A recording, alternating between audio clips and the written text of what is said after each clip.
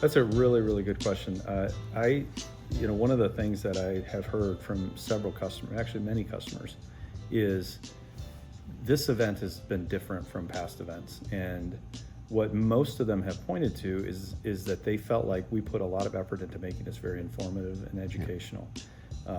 One customer I spoke to yesterday said, man, this was always a sales event. Used to be, we always felt like we had to leave buying something. And of course we want people to buy our software. That's why we do these events. But if people leave these events and they don't learn something or they don't gain something from it, then we've clearly missed an opportunity to help them.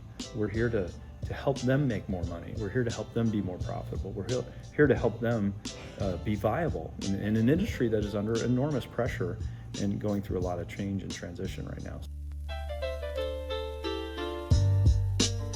I think it is a little bit of everything. One of the things that a theme I continue to hear from customers, and I see it when I go to visit them, is look, our business is changing, and some of them candidly aren't really sure how to react.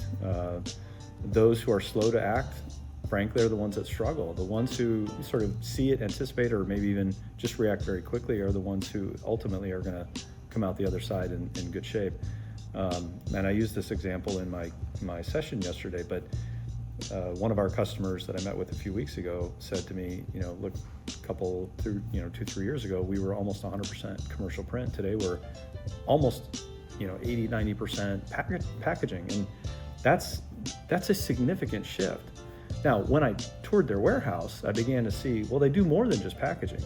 They have a fulfillment operation where they're essentially leasing space in their warehouse to hold customer inventory for those customers. Now, that's not a printing operation. It's not even a packaging operation, but it's another revenue stream that they've developed, and it's a way for them to continue to be viable for the next 10, 15, 20 years with their customer community. So I think one theme that I continually hear is either we're changing and our business is changing around us and we don't know how to address it, or we're changing and we're driving and leading that change, and here's what we need from you as a result to help us manage that change.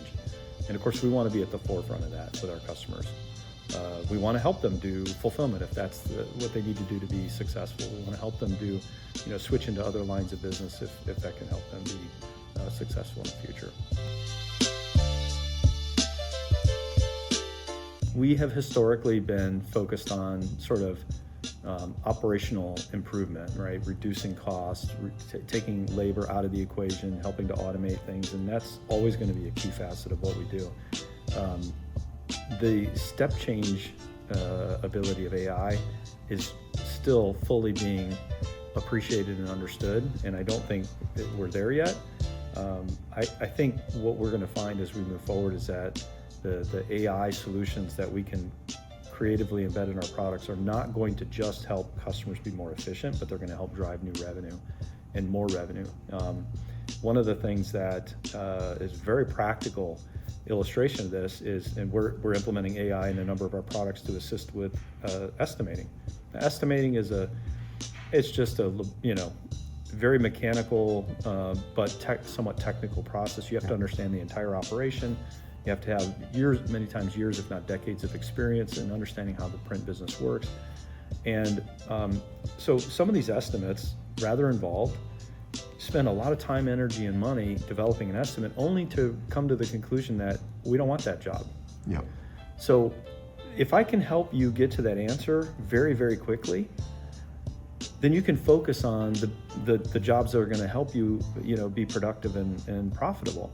So again, it's just a very practical way to help somebody.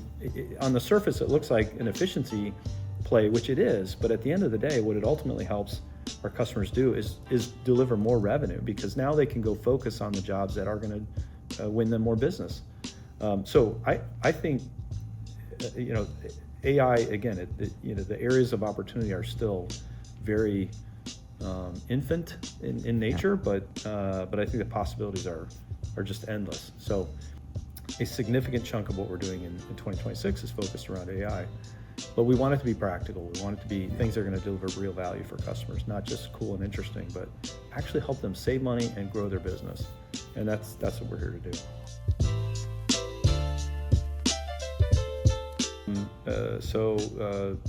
Digital asset management is one area where we today don't necessarily have a solution. So we have some customers who experience, I'll say bottlenecks, because that's not something that's part of our portfolio. So they're sort of doing that in other systems and trying to find ways to connect it to our platform. And I would say there's a variety of problems like that. So without going into detail on all of them, of course, this has also created opportunities for the Enfocuses of the world and others who are really good at kind of connecting and automating things. We, of course, have developed some of our own tools, but again, we're happy to see customers take advantage of an Enfocus solution that can bridge the gap. We had one customer who wanted to take, they happened to be a book publisher, and they wanted to take basically a PDF that contained essentially an order, and read through the PDF and take that information right into our system and produce the job, the estimate, and then the job. Now, our system out of the box doesn't do that, but Enfocus has a really interesting tool that can do that. Read the PDF, turn it into essentially what's the basis of an estimate, and then convert it to a job. And so that entire workflow, became completely automated. It was a very manual process. Somebody had to open up the document, go into the system, and key that in. And it's not a traditional workflow, taking a PDF and reading it into a system. But here was a use case that made a ton of sense. And so, having the ability to work with partners like that is really important for us. We don't necessarily have to build that, and Focus in this case, had a solution that could do this. And so we're better off just integrating with that versus trying to replicate that. Well, that's a really good question. It's a little loaded. I think I've found that in our industry, the customers that find the most success are also the ones who are coming to us early and saying, look, we're pivoting in this direction. Our business today looks like this, but we know we have to go over here. Can you work with us to help us get there? Rather than arriving at that destination only to find they don't have any solutions to support what they're trying to do. And it's not because we're the smartest people in the room, but sometimes just having a partner that you work with. We had one customer who said, hey, we think we're going to go in this direction, but before we make that huge investment, we'd like to just chat with you. Where are you headed also? Let's make sure we're aligned. And we sat down, spent a couple of days kind of knocking the idea around, and in the end, we had, I think we came out of it with a good answer. But the point was, it was an opportunity for us to collaborate before they made a huge investment and a huge commitment to a particular business decision. So again, it's not because we're the smartest people in the room, but there are times that we can add a lot of value. We know what our solutions can do, and we also know what they can't do. And so sometimes the best thing that we can offer is, look, if you go down this path, that's not, either we need to go build something to support that, or you're going to need to look at something else, because that's not an area that we can support today. So from a sort of a graphic communications perspective, obviously we're going to continue to look for M&A targets where it makes sense. So we'll be probably a very different company 2 years from now in terms of what we can offer our customers. But I also think, again, I hate to beat the dead horse of AI, but that is so significant and is changing the industry around us so rapidly. I think it's almost impossible to predict what 2 years from now will look like. But I do believe, and I think what we will see is a significant contribution of AI agents into the everyday workforce of our customer community.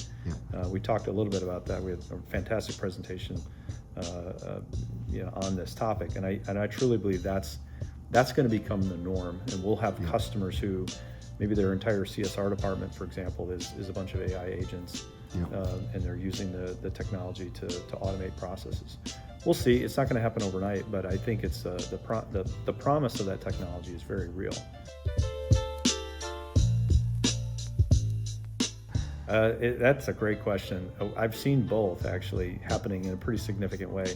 We have some customers who are saying, look, I don't want to just do what everybody else does, but there's one thing I do, I'm really good at it, and it's a high-end product, it's high margin product, and I'm just going to go do that as much as I can. Of course, the danger with that is if you get too wound into one thing, if there's a downturn in that market for whatever reason, you're sort of back to square one. So I think the specialization is really important.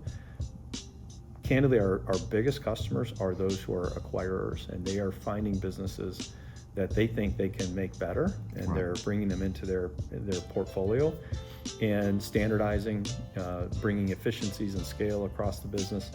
The consolidation is very real. The private equity market has noticed this industry. They're very active there. The bigger companies themselves are very acquisitive and active.